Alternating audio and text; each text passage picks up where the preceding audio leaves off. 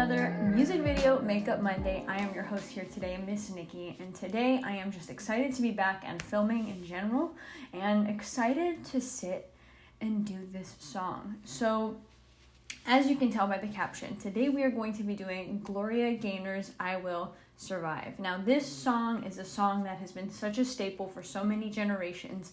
When I think of this song, I think of the YouTube clip that I first saw it on, which was this alien walking. I don't know if you guys watched this. It was an alien walking, singing I Will Survive, and it gets hit in the head, and I guess it dies, being hit in the head by a disco ball. It was a random clip. That was like my earliest memory of this song, and recently I've just been listening to a lot of like funk, R&B, jazz, soul music, and it came up and I was like, oh my god, this song is a hit. Like, not only is it catchy, but the lyrics are just like beautiful, spot on, like girl power, yes. So I had to do a deep dive on this song and just figure out how it was made, how it was created, and then create a makeup look at the same time. So let's go ahead and get started. Everything I'm going to use is going to be down in the description box below. Now, usually for a look of this sort, I am always into doing like crazy, fun, dramatic stuff, but I have a wedding that I'm attending this weekend, and so today is probably going to be a bit more of a subtle look, a bit more of a neutral look, almost like a bridesmaidy sort of look, because again, I want to kind of practice since the wedding is just a few days away. So let's go ahead and jump into it. Today we will be focusing on Gloria Gaynor's I Will Survive. Gloria was born in Newark, New Jersey. Her name was actually Gloria Fowler, and yeah, she was born in New Jersey. As we hear with a lot of these stories, there was always music going on in the house. She enjoyed listening to songs that were by Nat King Cole, Sarah Vaughan, and her dad actually played the ukulele, so she'd always kind of be in there listening, jamming, you know, that whole sort of work. Now, since her dad did play the ukulele, he did also play the ukulele in a band. The band was called Step and Fetch It.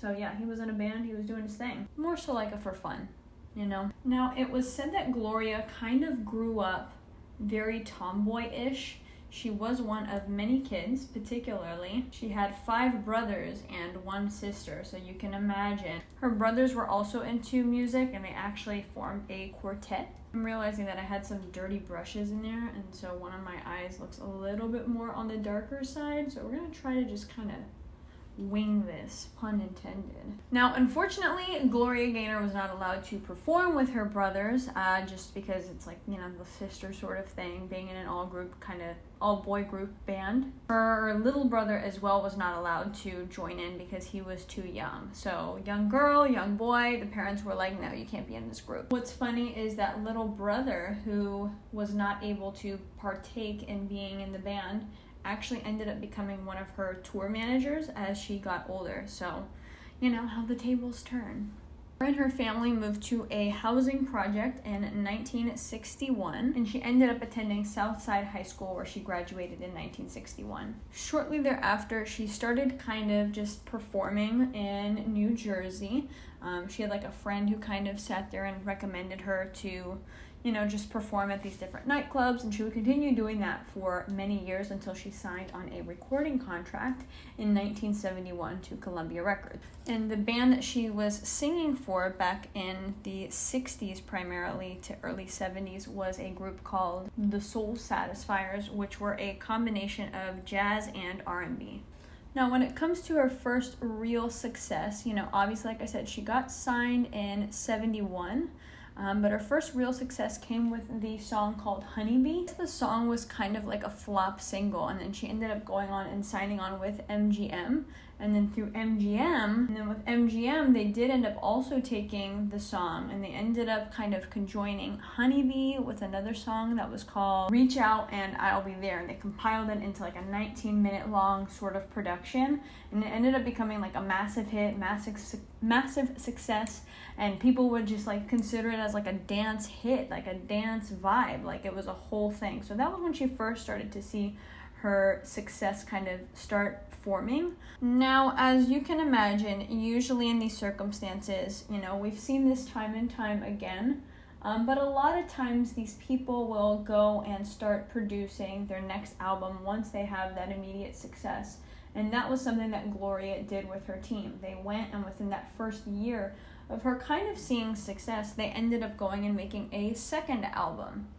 Now, the second album was called Experience Gloria Gaynor, and then she went on to release another 2 albums. One was called Glorious, and then Park Avenue Sound. So she stayed fairly busy, but again, like nothing really topped the charts like Honey Me. Why do I keep saying Honey Me? Honey Bee. Honey Bee, Honey Me. Honey Bee, nothing like Honey Bee. Now we jump into I Will Survive, and this was off of her 6th studio album that she had. Now, I thought this was interesting. I always like to see the backstories of how these songs are essentially created, and really that fascination kind of started fairly recently again when I went to the Grammy Museum and I saw who wrote the song September, which I should do a whole separate thing on that. Not what I expected at all. Like, you know, I was expecting like the guys wrote it. No, this woman who was like the most quirkiest looking person wrote the song and just made these banger hits. She had like a bunch in that time frame, and it was just wild. So again, this song also has an interesting sort of storyline to it too as well. So there was a guy by the name of Dino Farakis, I don't know, he strikes me as a Greek with his last name. And Dino essentially was the main writer of this song. Now, for 7 years, Mr. Dino worked for Motown. He worked for Motown and ended up getting fired and was no longer a staff writer. So you can imagine that Dino was not feeling good. He was just kind of like, dude, like, you know, you spent all this time working a job and this is messed up. And so he kind of got into a funk in the 70s of just, no pun intended, he got into a funk in the 70s of just being kind of like, dude, like, I've done all this work, like, I've been fired, like, I was working with Motown, like, this is not good. And so he was jobless and in his living room, and the theme song to a film called Generation started playing on the TV, and it was considered like a good omen to him because he had actually written that song that was playing on the TV when he turned it on. So again, he's upset, he's depressed, he's sitting down, he turns on the TV, and a song that he's written comes up on the TV, and he's just like, well, this is a good omen, pretty much. I will survive, like, I'll be okay. And that, my friends, was the striking point of the song, I Will Survive. Now, my camera cut, so I've already put on half of my foundation and I'm just putting on the rest now. But at that point, he essentially teamed up with a guy by the name of Freddie Perrin, something of that sort, who was a co-collaborator with him while he worked at Motown Records. And he just was like, hey, look, let's create this song based off of this, that, the other. Cool. So together they wrote the song and really were pressed because they were trying to find somebody to sing along with it and to just be the main singer of it, and they could not find it. So they kept it kind of shelved for like a 2-year sort of period of just, who in the world are we going to have sing this song? They have to be perfect. Now, in 1978, Perrin was asked to produce kind of like the B-side of Gloria Gaynor's latest album that they were working on called Substitute.